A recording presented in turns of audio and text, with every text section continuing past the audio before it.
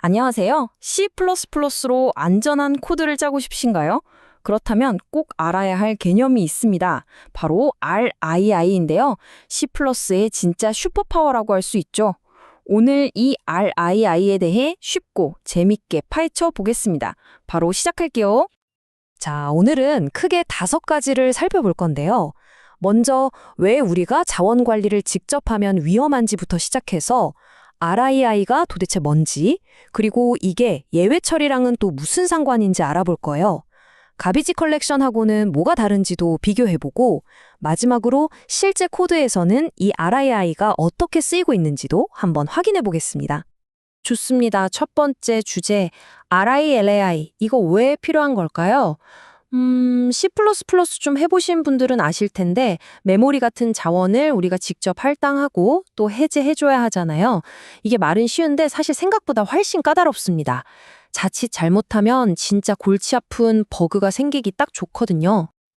자, 여기 코드가 하나 있는데요. 한번 보세요. 만약에 이 코드가 중간에 실패하면, 그러니까 에러가 나면 어떻게 될까요? 우리 프로그래머들이 항상 고민하는 문제죠. 자, 코드를 한번 뜯어볼까요? 간단해요. new로 정수 하나를 위한 메모리를 할당하고 그 다음에 어떤 함수, code throwable function이라는 함수를 호출해요.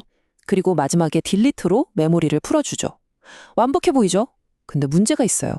만약에 저 중간에 있는 함수가 예외를 딱 던져버리면 어떻게 될까요? 프로그램 허림이 바로 점프해버리니까 마지막에 있는 delete ptr 라인은 영원히 실행될 기회를 잃게 됩니다.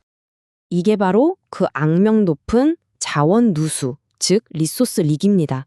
정말 흔하면서도 조용히 그리고 아주 위험하게 시스템을 갉아먹는 버그죠. 한번 생기면 찾기도 진짜 힘들어요. 아니, 그럼 이런 위험한 자원 누수를 어떻게 막을 수 있을까요? 포기해야 하나요? 아니죠. 바로 이럴 때 C++의 슈퍼히어로 RII가 멋지게 등장하는 겁니다. RIAI.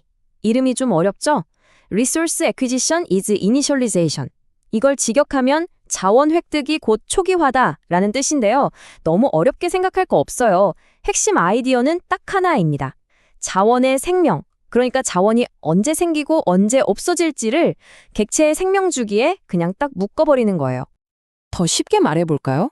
객체가 딱 만들어질 때 필요한 자원을 자기가 알아서 꽉 잡는 거예요. 그리고 그 객체가 사라질 때, 그러니까 소멸될 때 자기가 잡고 있던 자원을 자동으로 풀어주는 거죠.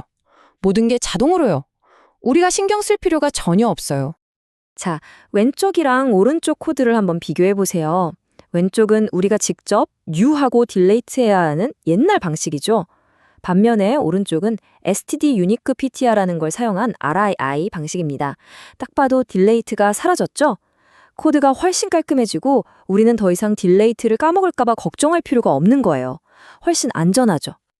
자, 그럼 이제 RII의 진짜 강력한 힘, 바로 예외 안전성에 대해 얘기해 볼게요.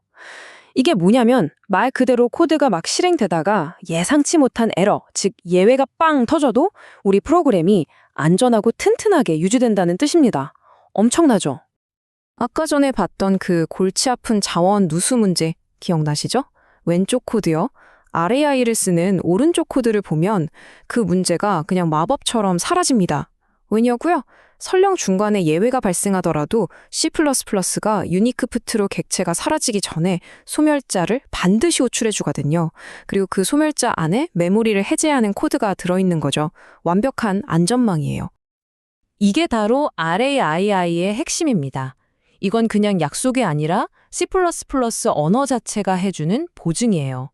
함수가 정상적으로 끝나든 예외 때문에 중간에 튕겨 나가든 어떤 경우에라도 스코프를 벗어나는 객체의 소멸자는 무조건 호출된다는 거. 이 강력한 보증 덕분에 자원 해제가 누락될 일이 절대 없는 겁니다. 만약에 RAI가 없었다면 어땠을까요? 그럼 아까 같은 예외 안전성을 확보하려면 보시는 것처럼 이렇게 복잡하고 지저분한 트라이 캐치 블록을 일일이 다 써줘야 했을 거예요. 생각만 해도 끔찍하죠? RAI는 이 모든 군더더기를 싹 없애주고 우리 코드를 아주 깨끗하고 이해하기 쉽게 만들어줍니다. 자, 그럼 여기서 잠깐, 자동으로 메모리 관리해주는 거 가비지 컬렉션 GC도 있잖아요. 라고 생각하시는 분들 계실 거예요. 맞습니다. 그럼 지금부터 RAI가 가비지 컬렉션이랑은 어떻게 다른지 한번 비교해 보겠습니다. 가장 큰 차이점은 바로 결정성이에요. RAI는 객체가 스코프를 벗어나는 그 순간 자원이 해제된다는 게 보장돼요. 아주 예측 가능하죠. 반면에 가비지 컬렉션은 언젠가는 정리해주긴 하는데 그게 정확히 언제일지는 아무도 몰라요.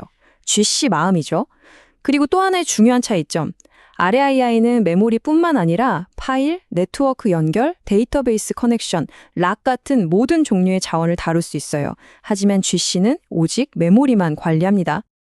이 예측 가능성이 왜 그렇게 중요할까요? 예를 들어 파일이나 데이터베이스 연결 같은 자원들은 쓰고 나면 최대한 빨리 반납해야 다른 곳에서도 쓸 수 있잖아요. 이런 자원들을 언제 반납될지 모르는 GC에 맡겨두는 건 좀 위험하겠죠.